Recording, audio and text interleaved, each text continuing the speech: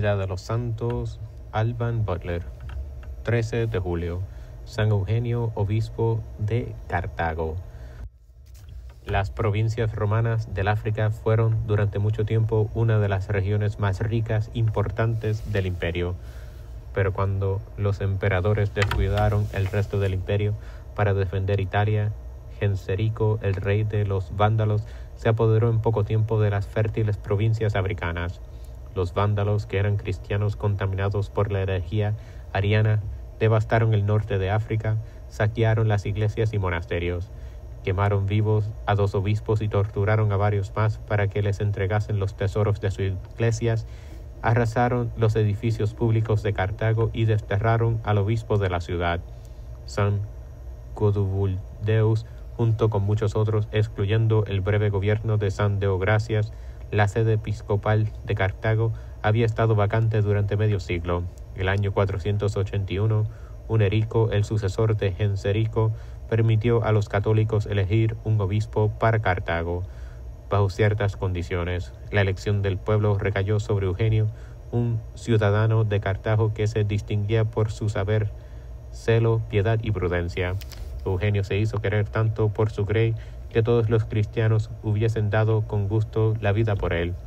Una de sus virtudes más notables era su caridad hacia los pobres, sobre todo si se tiene en cuenta la estrechez en que él mismo vivía, pero el santo se las arreglaba siempre para encontrar bienhechores para los pobres, y él mismo se privaba de todo lo superfluo para dárselo. Cuando alguien le indicaba que debía guardar algo para sí, Eugenio respondía: puesto que un obispo debe dar la vida por sus ovejas, sería imperdonable que me preocupase yo demasiado por las necesidades pasajeras de mi cuerpo. El santo tenía tal influencia sobre el pueblo que el rey empezó a alarmarse y le prohibió predicar en público y ocupar la cátedra episcopal. También le dio la orden de no admitir a ningún vándalo en las iglesias de sus diócesis. Eugenio replicó que la ley de Dios le impedía cerrar las puertas de las iglesias a quienes deseaban entrar en ellas.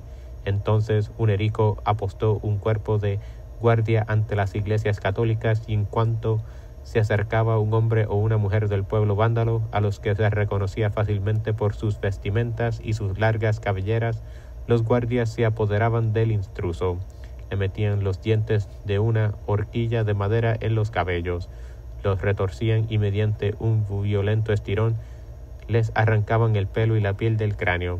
Hubo ocasiones en que el estirón desgarró la piel de la frente y de los párpados, de modo que algunos de los vándalos perdieron los ojos y otros murieron como consecuencia del brutal castigo.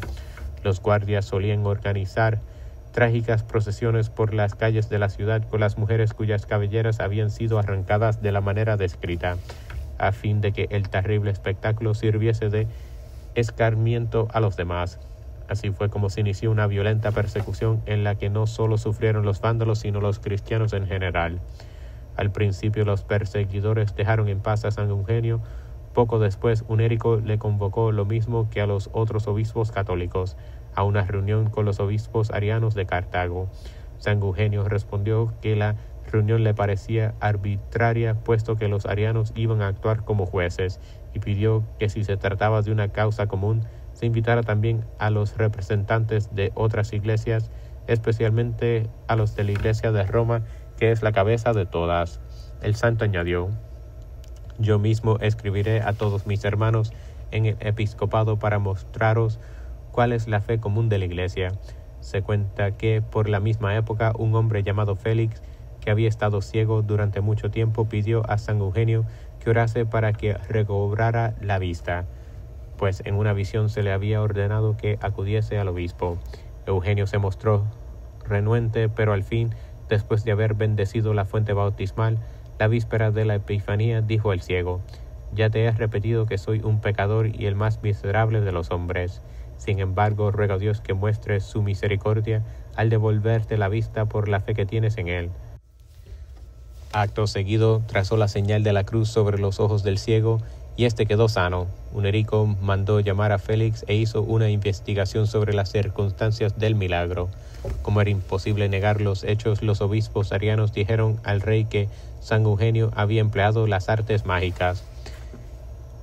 El año 484 se reunió finalmente la comisión encargada de discutir las diferencias entre los católicos y los arianos. La reunión resultó una verdadera farsa y Unérico aprovechó la oportunidad de la presencia en Cartago de los obispos católicos para apoderarse de ellos y enviarlos a los trabajos forzados. San Eugenio, que había alentado a sus hermanos a sufrir por la fe, fue también desterrado y ni siquiera se le permitió despedirse de sus amigos. Sin embargo, se las arregló para escribir una carta a su grey desde el exilio. San Gregorio de Tours nos ha conservado el texto de dicho documento que dice: «Con lágrimas en los ojos os ruego e imploro, por el temor del día del juicio y de la luz deslumbrante que acompañará la venida de Cristo, que permanezcáis firmes en la fe. Permaneced fieles a la gracia del bautismo y de la unción del crisma. No permitáis que los que han renunciado por el agua vuelvan a recibir el agua». Esta última frase hace alusión al hecho de que los arianos de África, como los donatistas, volvían a bautizar a los cristianos que se convertían al arianismo.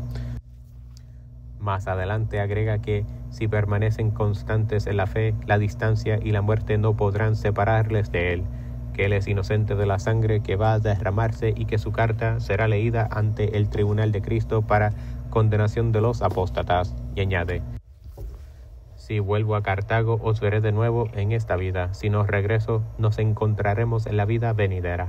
Pedid por mí y ayunad, porque el ayuno y la limosna provocan infaliblemente la misericordia de Dios.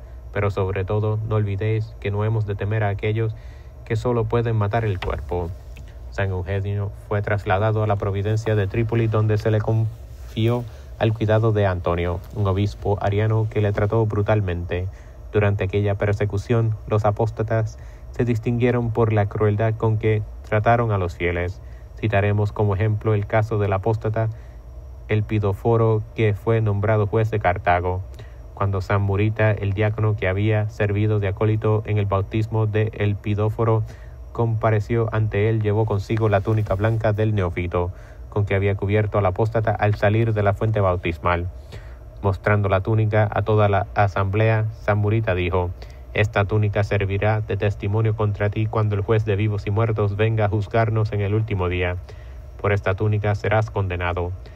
El martirologio romano conmemora a San Murita y al arquidiácono San Salutaris junto con San Eugenio. El rey Unérico murió el año 484. Su sobrino Contamundo, que le sucedió en el trono, llamó a San Eugenio del destierro el año 488. Algunos años después se abrieron de nuevo el culto las iglesias católicas y se permitió al clero volver a ejercer sus funciones. Pero Trasimundo, el sucesor de Cotamundo, volvió a perseguir a la iglesia y condenó a muerte a San Eugenio. Después le conmutó la pena de muerte por la del destierro en Languedoc, donde reinaba el visigodo Alarico, que era también ariano. San Eugenio murió en el destierro el año 505 en un monasterio de las cercanías de Albi.